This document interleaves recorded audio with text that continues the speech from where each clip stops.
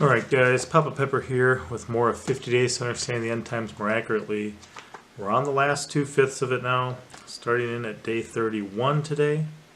I hope you guys have been enjoying it so far. I hope you've been learning something. It took me years to kind of just sort through this and figure it out, and still don't know it all, but I'm going to share with you what I've come to understand. So this is day 31, Sealed Judgments. If my reasoning on the last issue about the timing of the pre-day of the Lord darkening of the sun and blooding of the moon is accurate, a logical question may arise. How could the sealed judgments of God's end-time wrath recorded in Revelation 6 still be pre-day of the Lord, if his end-time wrath is already poured out? Could the following verse really be the pre-day of the Lord sign that Joel and Peter spoke of? And I beheld, when he had opened the sixth seal, and lo, there was a great earthquake, and the sun became black as sackcloth of hair, and the moon became as blood, and the stars of heaven fell unto the earth, even as a fig tree casteth her untimely figs, when she is shaken of a mighty wind. Revelation chapter 6, verses 12 and 13. This is another issue where presuppositions get in the way of having ears to hear and eyes to see what biblically or what the Bible actually says. First, these seals in Revelation 6 are never called sealed judgments by God. This is a presupposition that people read into the text. Second, the seals are not the wrath of God, end time or otherwise. An honest evaluation of what the Bible actually says can easily prove this.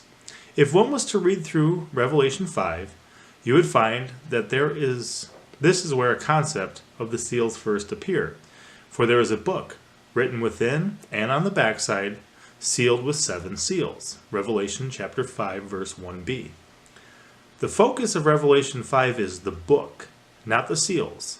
The book is mentioned 8 specific times, while the seals are only mentioned 4 times. Also, the seals are never mentioned in Revelation 5, except that the book is mentioned with them.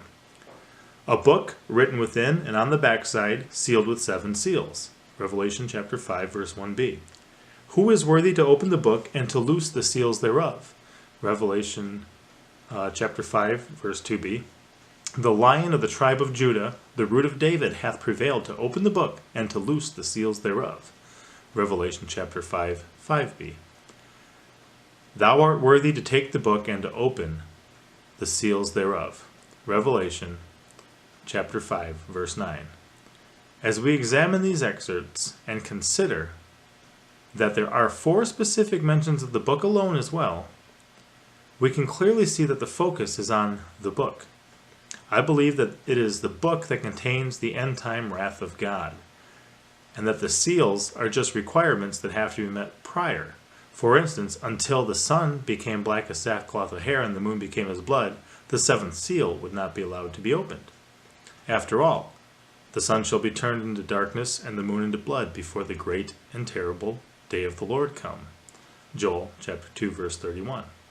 Once these events occurring between the seals are viewed as requirements that must be met prior to the opening of the next seal, instead of as effects of the previous seal, a very different picture begins to emerge. Point number 1.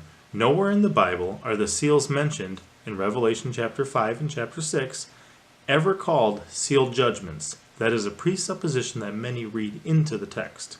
Point number 2. The focus is not on the seals, but on the book which the seals temporarily prevent from being opened. I believe that the book contains God's end-time wrath.